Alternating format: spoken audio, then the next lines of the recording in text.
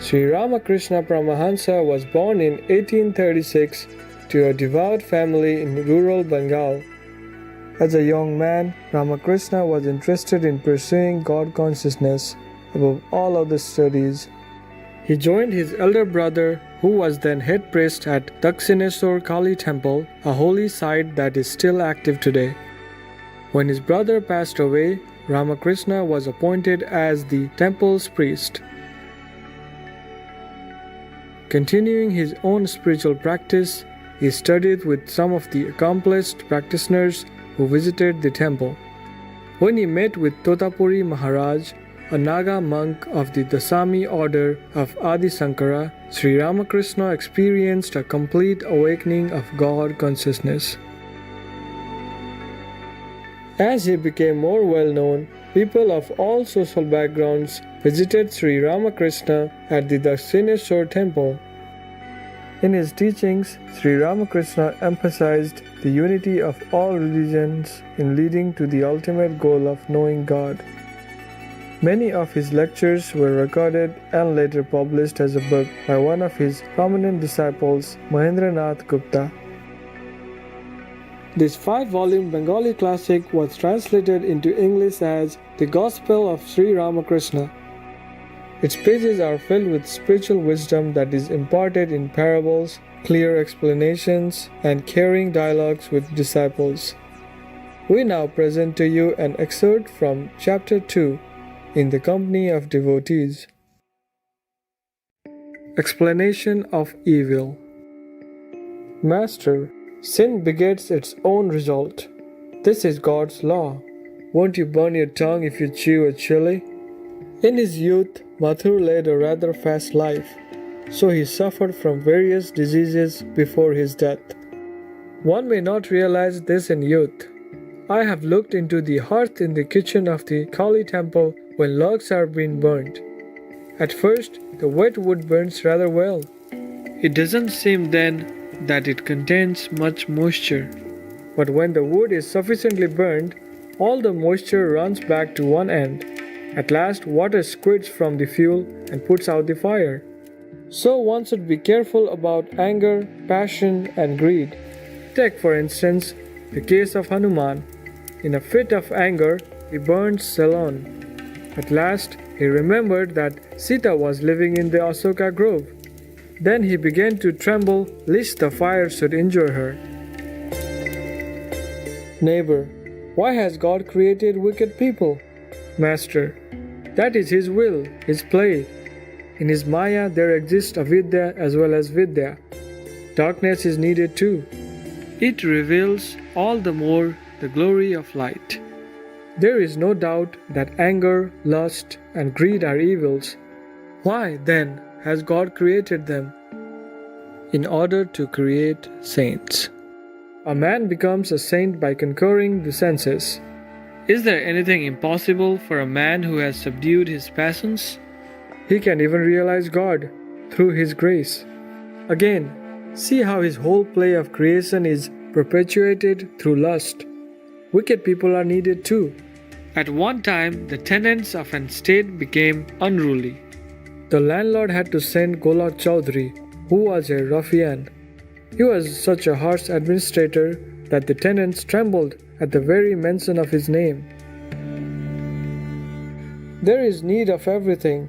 Once Sita said to her husband Rama, "It would be grand if every house in Ayodhya were a mansion.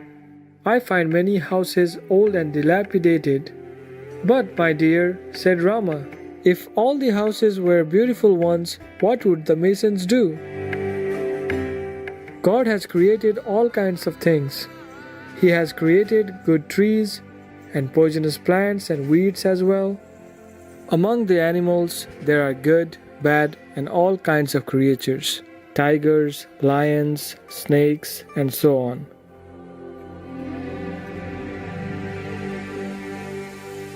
Washing away the heart's impurities with tears.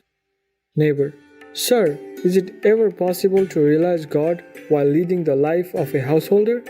Master, certainly. But as I said just now, one must live in holy company and pray unceasingly. One should weep for God. When the impurities of the mind are thus washed away, one realizes God. The mind is like a needle covered with mud, and God is like a magnet. The needle cannot be united with the magnet unless it is free from mud. Tears wash away the mud, which is nothing but lust, anger, greed, and other evil tendencies, and the inclination to worldly enjoyments as well. As soon as the mud is washed away, the magnet attracts the needle. That is to say, man realizes God. Only the pure in heart see God. A fever patient has an excess of the watery element in his system. What can quinine do for him unless that is removed? Why shouldn't one realize God while living in the world? But, as I said, one must live in holy company, pray to God, weeping for His grace, and now and then go into solitude. Unless the plants on a footpath are protected at first by fences, they are destroyed by cattle. Need of a guru. Neighbor. Then householders too will have the vision of God, won't they? Master. Everybody will surely be liberated, but one should follow the instructions of the guru. If one follows a devious path, one will suffer in trying to retrace one's steps. It takes a long time to achieve liberation. A man may fail to obtain it in this life. Perhaps he will realize God only after many births. Sages like Janaka performed worldly duties. They performed them, bearing God in their minds, as a dancing girl dances, keeping jars or trays on her head. Haven't you seen how the women in northwest India walk, talking and laughing while carrying water pitchers on their heads? Neighbor. You just referred to the instructions of the Guru. How shall we find him? Master. Anyone and everyone cannot be a Guru. A huge timber floats on the water and can carry animals as well, but a piece of worthless wood sinks if a man sits on it and drowns him. Therefore, in every age God incarnates himself as the Guru to teach humanity. Satchidananda alone is the Guru. What is knowledge, and what is the nature of this ego? God alone is the doer, and none else. That is knowledge. I am not the doer. I am a mere instrument in His hand. Therefore I say, O Mother, Thou art the operator and I am the machine.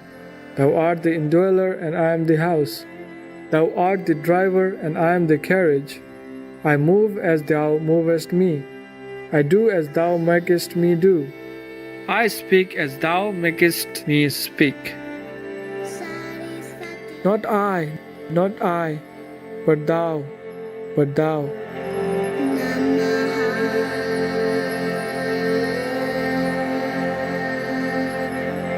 Compassionate viewers, we appreciate your company on today's words of wisdom.